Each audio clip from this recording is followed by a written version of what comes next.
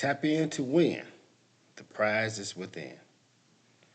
Peace and love, family, friends, naysayers, whomever. My name is Leon Wheeler Jr., and this is Master Making in Motion, where I'm learning how to master myself, and I'm teaching it while learning. Today, I'm going to talk about how I'm learning to listen to me. Deep, deep conversation, I think. However, I know it's not for everyone, but it is. You're invited. Tap in to win. To me, when I think about tapping in, I realize it took me some time to figure this out, but by grace of hard work and dedication and love for life, some things came to me. I had to quiet the scenario, the situation, in order to hear what was being said to me inwardly. And I learned so much just by quieting the situation. Now, I was forced, for the most part, to listen to the voice. Well, I probably could have escaped it, but I didn't want to run no more. I was locked up. I found myself in prison and I was caged, and the lights would go off every night, just like in everyone's house. And I had to deal with me. I couldn't escape it. There was no drugs, there was no loud music, there was no song and dance, there was no distractions. It was just darkness in me. And I tapped in. I've always been curious to want to understand the nature of the divine, God, through my spiritual quest through church and studying Islam. I was curious, wanting to understand why this, why that. And one night I heard a voice, and it sounded like me. It was my voice, and it was deep. But I had to quiet the noise to hear it. So it came to me that this particular voice always resonates, it's always there. We just have to dig deep down inside, tap in to win what? The prize. And the prize is unity with the divine. So it came to me that that's where God exists. There was a small space. That's how I first looked at it. Then I realized it was a little deeper than that.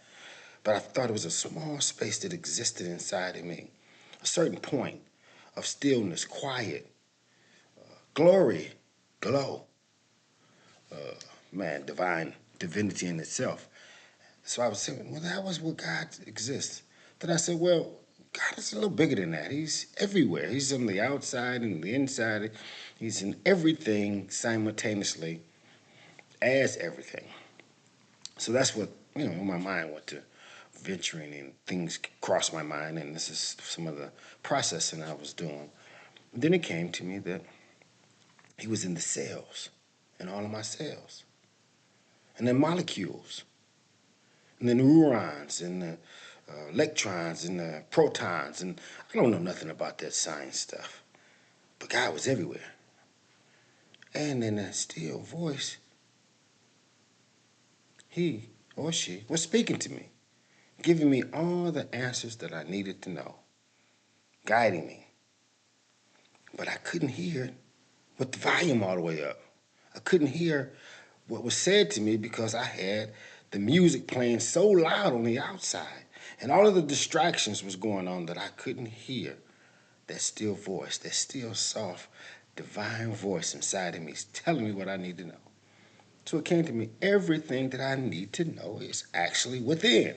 That I don't need to look outside of myself to find the answers to whatever the questions that I may need to know, that I should know.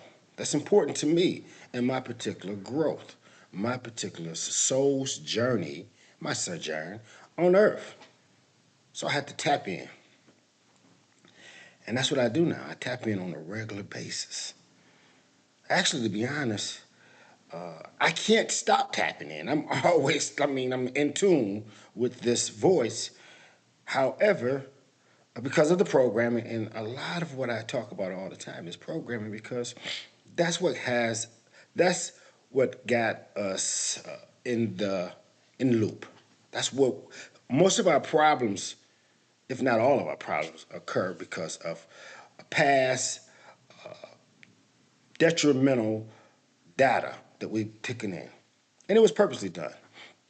So I quiet the voice, I quiet the noise on the outside to hear the voice on the inside, and it tell me everything I need to do. I thought about the chicken when when I paid attention to some chickens when I went to my cousin's house back in the day when I was a kid, and I noticed the chickens when the chickens started looking to eat. Sometimes they would just start wherever they was at, wherever they were at. They just start digging, looking for it. They don't look around. So I put that in the equation. Stop going all out looking to find something. Dig right here. Go right where you at. Start right here. Dig within. And the answers are there. They're there. Now, there's conversations about God existing within and all of that, and God being the image and likeness of God, and how this is. And I understood that to understand that God is. They would talk about a physical image. The God is all there is. I mean, He's in the stratosphere, the hemisphere. He's in the universe. He's everywhere simultaneously. So what they were talking about that came to me, and the voice told this to me, that they was talking about the reverence, the creative power, the ability to do certain things. Intelligence is what the likeness is. It's not a physical likeness. Then I started thinking, and I thought about what Neil Donald Walsch has said something to the effect about God separating himself or herself into all of us. And the other day I spoke about us being actors and God living through each and every one of us, as Mary, as Jerry, as Leon, as Katie, or Angela, or Kim, or Peb, or Baron, or whomever, Raphael, and Ramon, and Leon Jr., the third, on and on and on, Kanisha, and her children. So this is God living as himself or herself through each and every one of us. So Neil had said something about how God divided himself or herself and is able to experience himself or herself through us. And by doing that, he gave a similitude of the ocean. He said, now the waves are individual waves. But when it's all said and done, they're still one in all with the ocean. It doesn't separate. So that's God. That's just an example, a similitude of God. It is all that is. It doesn't separate, however, from being who or what or the energy, the intelligence doesn't separate from, it doesn't take from God, even though he's or she's has separated himself or herself. So, back to it. Most many of us probably don't think that this is necessarily for us, this conversation. And then what it just has to do with master making emotion. Well, to me, it has everything to do. If you don't know who you are in totality and know how to tap into that power, or even have any belief that the possibility exists for you to do this, it may be a little difficult for you to find your way.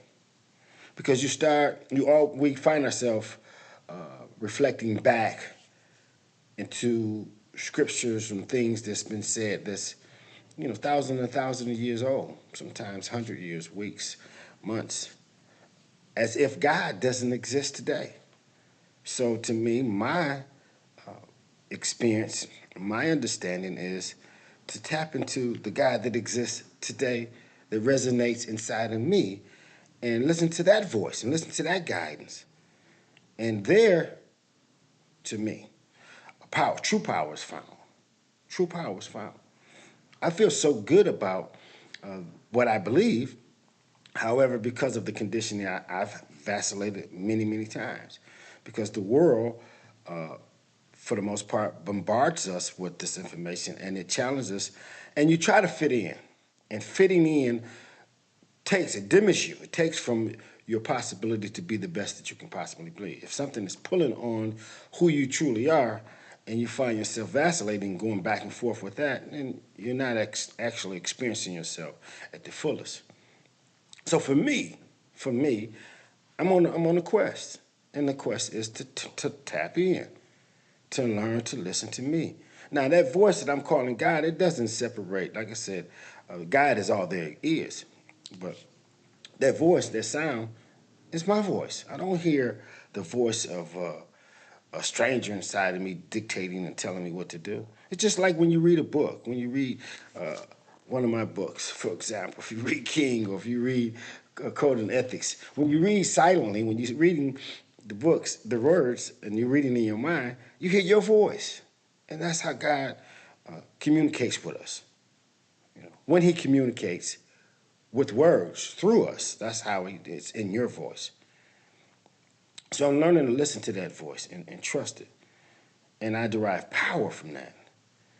And to me, this is master teaching. This isn't I guess elementary stuff, even though it's simple, but it's complex because it's challenging the thoughts that you are used to sharing with or accepting as a reality because we've been programming again, and that's the problem. And we had a movie come out, The Matrix, and they talking about symboling and constructs and all of these type things. I believe that these things hold reality, and now we're dealing with AI and all of this. Tap in. What you need, you already have. You just got to demonstrate what you got. You have to believe in your potentials to elevate and trust what your spirit is telling you, what God is speaking to you.